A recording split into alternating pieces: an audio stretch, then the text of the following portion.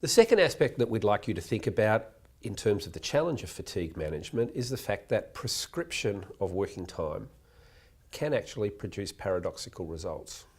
One of the best examples of this was some work we were doing with Queensland Rail back in the 1990s, and in that particular organisation, the CEO had had an epiphany, had decided that fatigue was no longer an acceptable risk for the organisation, and made a very significant decision to commit publicly to managing fatigue at that organisation.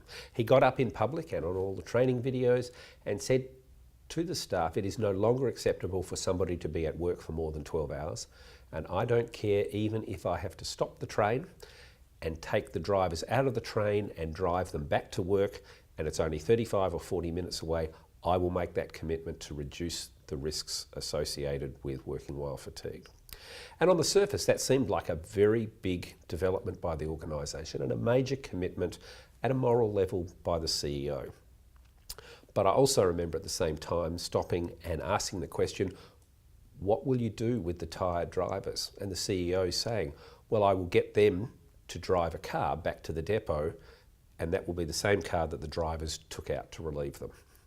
And if you stop and think about that, there's actually a paradoxical element to that. While we stop the person driving the train, we then put them into a car, and that drive home is actually far more risky for that driver than actually continuing to drive back to the depot.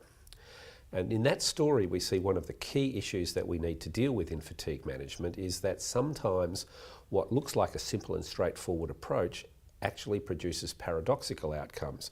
While you may reduce the risk of fatigue, at the local level, you may actually increase risk to the overall system.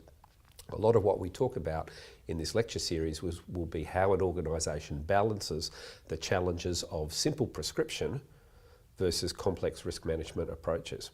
I think this can be summed up, as was famously said by H.L. Mencken many years ago, for every complex problem, there is a simple solution, and it's usually wrong.